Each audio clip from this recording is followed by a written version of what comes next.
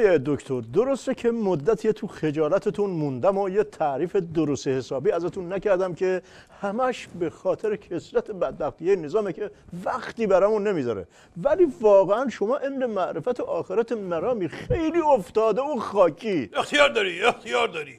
البته اگه همه برنامه‌ت هم به همین موضوع اختصاص بدی کم میاری. مرحوم ابوی همیشه میفرمودن بزن بهادر، عرض میکردم بله، میفرمودن که مرام تو مرام ساراد اولویه است. ساراد اولویه از افتادگی و خاکی بودنشه که خودشو جزء سارادا حساب میکنه، وگرنه دو هیچ از آبگوش جلوه. بله آی دکتر، البته برای این بار کافیه بریم سر بدبختی نظام. آی دکتر، این حاجی مصلحی چه وزیر اطلاعاتی بوده که نمیفهمه نباز بعضی حرفا رو بزنه؟ گفت اوضاع اونقدر خطریه که دعا میکنیم تا هنوز مقام عظما زنده است فتنه بشه، چون بعدش از اینم بدتره. یعنی چی؟ خب این که اینو فهمیده از شعورشه، این که اینو تو جمع بسیجی‌ها گفته از بیشعوریشه. این به اون در. ولی بالاخره مقام عظما میتونه جون به در ببره و تا آخر عمرش ولی فقیه بمونه آیه دکتر. خب بستگی به این داره که آخر عمرش کی باشه. حکایت همون یارو هست که میگفت انقدر پول دارم که میتونم تا آخر عمر راحت زندگی بکنم به شرط اینکه همین امشب بمیرم. آیه دکتر، همه نامزدای درب و داخون یه طرف، این غالیباف هم یه طرف، آخه پرونده دوزیه‌ای رو که نمیشه قایم کرد. خود مشنگ شورش نمیرسه که آفتابی نشه، آب روزی بار نیاره. اگه میرسید که دیگه غالیباف نمیشد که. مرحوم ابوی همیشه میفهمودن بزن بهادر، عرض میکردم بله، میفهمودن که مشنگه با ماشین رفت توی مغازه، همه چی رو زد در و داغون کرد. وقتی که افسره اومد کروکی تصادف رو بکشه، مشنگه کشیدش کنار، گفت 25000 تا میدم تو کروکیت بنویسی مقصر مغازه بوده. روشن شد یا همچین بزنم که تا بری تو مغازه. از غالیباف که بگذرم از آقا محمود نمیذارم. اگه اینجا بود یک کفگردی ناب سهمیه داشت، چون بلا به سر مقام عظما بود. آی دکتر فکر کرده که خب مایه تنوعه، ولی مایه تهوعه. همه فهمیدن اوضاع چقدر به هم ریخته است. راست میگه اگه منو بازی ندین همه رو ضایع میکنم. چرا عظما بر حد صلاحیت نمیزنه توی دهنه؟ خب آخه اگرم بزنه باز خود عظما ضایع میشه. چرا آی دکتر؟ این خب توف سربالا 8 سال رئیس جمهور عمه عظما که نبوده که، به خاطر همین باج درست حسابی میخواد. دوباره عظما رو ضایع کرد. قرار بود شرکت نکنه، از کسی هم حمایت نکنه، هم شرکت کرد هم حمایت. خب دیگه ضربه که دوبار بشه حکمش فرق میکنه.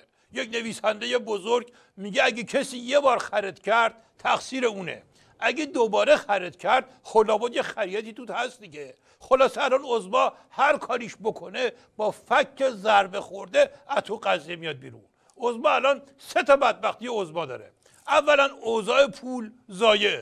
اون دفعه حاجی روحانی کلید نشون میداد، الان میگه تا 100 سال دیگه هم کاری نمیشه کرد. یعنی کلید کش. آره. مرحوم ابوی همیشه میفرمودن بزن بهادر، عرض میکردم بله، میفرمودن که یارو مشنگه ساعت 3 نصف شب مست و پاتیل رسید خونه، هر کاری میکرد نمیتونست این کلیده رو بکنه تو سوراخ کلید. از سر و صداش در همسایه بیدار شدن، داد زدن که کلید بندازین برات. مشنگه گفت نه بابا کلید دارم، سوراخ کلید بندازین. روشن شد یا کلید بندازم برات. دکتر حاجی روحانی که میگه تا 100 سال دیگه هم هیچی درست نمیشه، پس واسه چه انتخابات میذارن؟ خب انتخاباتو که برای درست شدن چیزی نمیذارن که، اینا مال یه کار دیگه است. آخه اون کارهای دیگه هم که پیش نرفته های دکتر. الان اینو میگی، اولش که عضوای بدبخت بیچاره نمیدونست که چطوری رو سرش خراب میشه. یه نویسنده خیلی بزرگ دیگه میگه که یا به اندازه تلاشت آرزو کن یا به اندازه آرزوت تلاش کن. نفهمیدم های دکتر یعنی هیچی. معنیش میشه اینه که اگه نمیتونی غلطی بکنی، غلط کردی غلطی اضافه میکنی. خدا به خیر کنه، این تازه اولنش بود. بله. دومنش اوضاع دنیا عوض شده، رفتیم تو دوره باراک پر. همینجا نگه دارین دیگه نگین، میترسم آیه دکتر آخرش بکشه به بحث مکن و اوخ دکتر برو دنده 3 آیه. خب سومندش هم اوضاع خود عظماست. هر کی میخواد بگه ما هم هستیم یه جفت لگد میداره تو پک و پهلوی عظما. آی دکتر این که خیلی زایی است که هر جا دست میذاریم یه بدبختی بدتر هم زیرش هست. آره دیگه مرحوم ابوی همیشه میفرمودن بزن بهادر. عرض میکردم بله میفرمودن که پلیس ماشین رو نگه داشت، به راننده گفت امروز روز تشویق راننده های نمونه است، شما چون کمربند ایمنی بستی $1000 جایزه میگیری. حالا با این پول چه کار میکنی؟ راننده گفت هیچی، میرم باهاش گواهینامه میگیرم. خانومه که کنار دست نشسته بود دید خراب شد، اومد درستش بکنه. گفتش که سرکار حرف اینو گوش ندین، وقتی مسته چرت و پرت میگه. اونی که رو صندلی عقب خوابیده بود از سر صدا بیدار شد، گفتش که گرفتنمون، از اولش گفتم با ماشین دزدی نمیشه فرار کرد. وسط این هیرو بیری یه نفر از صندوق عقب ماشین داد زد بالاخره از مرز گذشتیم یا نه؟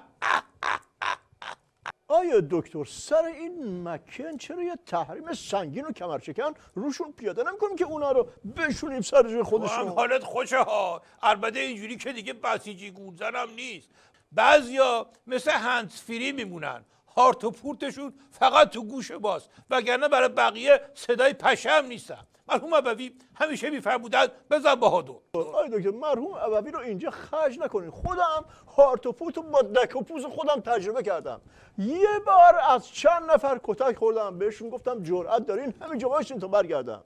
یه ساعت دیگه برگشتم میبینم رفتن یا نه، دوباره گرفتن سیر زدنم. آیه دکتر عضوای بدبخت هنوز هارت و پورت نکرده دوباره سیر دارن میزننش، پوز براش نذاشتن که چه برسه به اینکه هارت و پورت هم بکنه.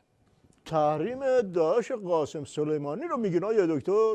این همه شرکتامون تعمیر شد، شما به پوز مقام عظما وصلش نکردین. این که یه نفره چرا اینطوری جیغ در میاره؟ آیه من دیگه اینو باید سربسته بهت بگم، حقوق بشر جای حساسیه، درد میاد، شیشه عمره. آره همه این بدبختی ها به هم دیگه راه دارن. یکی هم مرحوم ابوی همیشه میفرمودن بزن بهادر. عرض میکردم بله میفرمودن مشنگه باباش مرده بود، داشت گریه میکرد، یهو تلفنش زنگ خورد، جواب که داد یهو گریه‌اش بیشتر شد.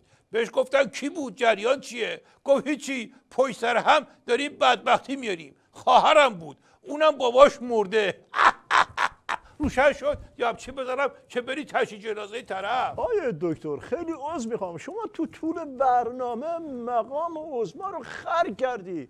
آخه چه جوری است این من که همونجا از نویسنده بزرگ برای درد قول آوردم که خودش اگه دوبار خر شد دیگه حتما یه چیزی اون وسط داره دیگه. آخه این از اون داستان تازه تو همه کارا رو کردی یه چیزی از من میخواد. آخه این احمدی نژاد اومده نشسته رو لج این بدبخت، تو هم که داری از